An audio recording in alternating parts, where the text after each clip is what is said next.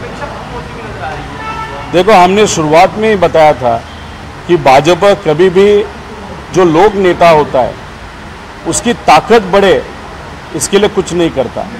अजित दादा को पास किया तो हमारा कहना था कि उनकी ताकत भाजपा कम करेगा, और जो हमने कहा वो अभी रियलिटी में होते हुए हम देख सकते हैं। अजित दादा की ताकत भाजपा ने कम की। अभी मंत्री पद उनको मिलना चाहिए ऐसी इच्छा अजित दादा की थी, लेकिन उनके पक्ष को वो मंत्री पद नहीं मिला। लेकिन सबसे ज़्यादा फायदा किसका हुआ है तो प्रफुल्ल पटेल जी का हुआ है। ईडी ने जो कार्रवाई उनके ऑफिस पे घर पे की थी, अभी वो सब कार्रवाइयाँ पीछे लिया गया है। दैट मीन्स प्रफुल्ल पटेल का सबसे ज़्यादा फायदा हुआ है। उनको राज्यसभा की खासदार की भी 2 बरस से एक्सटेंड करके मिली, हम सब ने वो देखा है। इसीलिए जो प्रफुल्ल पटेल साहब को चाहिए था वो उनको मिला, जो अजित दादा तटकरे साहब बाकी नेताओं को चाहिए था वो उनको नहीं मिल रहा। इसका एक ही संदेश है, आगे जाते हुए विधानसभा जब महाराष्ट्र में होगा तब वो सब नेता और उनके जो भी आमदार उनके साथ रहेंगे वो सब भाजपा के चिन्ह पे लड़ेंगे, ऐसा हम सबको लगता है। प्रफुल्ल पटेल की वजह से या फिर कार्रवाई की वजह से अजित दादा को कई स्टेप्स पे कॉम्प्रोमाइज आगे करना पड़ेगा। प्रफुल्ल पटेल साहब बहुत होशियार है, वो लोगों में से चुन के कभी नहीं आ सकते, लेकिन उनका जो सर्कल है, उनका जो संवाद है, उनका जो कांटेक्ट है वो बहुत ज़बरदस्त है। उन कांटेक्ट का फ़ायदा पार्टी को कभी नहीं होता, लेकिन उनको खुद को होता है। और वही चीज़ जब पवार साहब के वो थे तब उन्होंने खुद के लिए करके दिखाई, और अभी अजित दादा के साथ वो है तो प्रफुल्ल पटेल साहब का ही फायदा हो रहा है, बाकी किसी का भी नहीं हो रहा। और दूसरी बात, कैसे बिहार के जो नीतीश कुमार साहब है और चंद्रबाबू नायडू जो आंध्रा के हैं, उन दोनों ने अपने अपने राज्यों के लिए बहुत सारी चीज़ें मांग के ली, मतलब जिससे राज्य का फायदा होगा, लोगों का फायदा हुआ। लेकिन शिंदे साहब है या अजित दादा है, वो सिर्फ किस पे बात कर रहे हैं, हमको कितने मंत्री पद मिलेंगे, ये पद मिलेगा, वो पद मिलेगा, ईडी की कार्रवाई कैंसिल होनी चाहिए। मतलब वो महाराष्ट्र के बारे में नहीं सोच रहे, सिर्फ खुद के बारे में सोच रहे। ये भी डिफरेंस इस सब नेगोशिएशन में हम सबको दिखाई दे रहा है।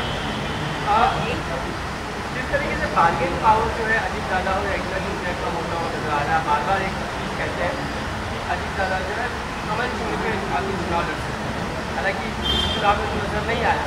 क्या वो गणित है, आपको लगता है क्या वो बीजेपी को कमल चिन्ह पे? देखो, लोकसभा में भाजपा की एक राजनीति थी कि पवार साहब का फैमिली अगर तोड़ा जाएगा तो उनको लगा कि पवार साहब की ताकत कम होगी, और अगर वो जो चिन्ह है, जो वॉच हमारा पहला वाला चिन्ह है, तो उसको ज़्यादा मतदान मिलेगा तो वोट बाइफर्केशन होगा।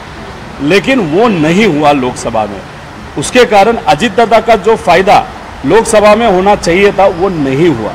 अभी फायदा जो नहीं देते वो भाजपा कभी अपने पास में नहीं रखते, इसीलिए उनको आगे जाके शायद ऑफर दी जाएगी, अगर हमारे साथ रहना है तो आपको कमल चिन्ह पे ही लड़ना पड़ेगा, नहीं तो आपके 12 आमदार ऑलरेडी हमारे टच में है, जैसे बीजेपी के टच में।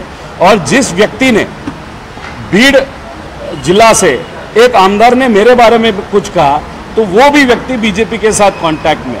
तो ये जो चीज़ें चल रही है, आगे वाले 1 महीने में बहुत बड़ा बदल इस महाराष्ट्र में होते हुए दिखेगा, और अजित दादा को ऑप्शन नहीं रहेगा। उनके जो सब नेता है वो बोलेंगे अभी बीजेपी के साथ हम जाते हुए बीजेपी के चिन्ह पे लड़ेंगे। इससे अच्छा घर वापसी करने ज़्यादा बेहतर ऑप्शन होगा।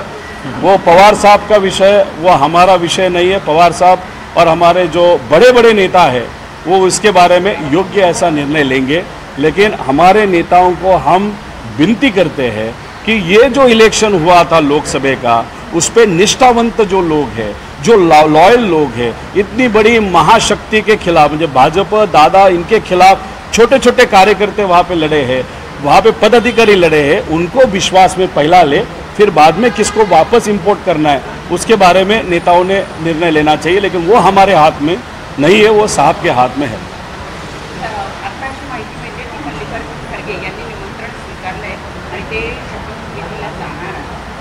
ते विरोधी पक्ष नेता असतील, त्यांचा तो तिथं निर्णय आहे। तिथं जाऊन आता एनडीए सरकार आहे, पण तिथं जाऊन खरं तर मला आश्चर्य वाटतंय, पण तो त्यांचा ते मोठे नेते आहेत, काहीतरी रणनीती त्याच्या मागे असावी असं आपल्याला म्हणावं।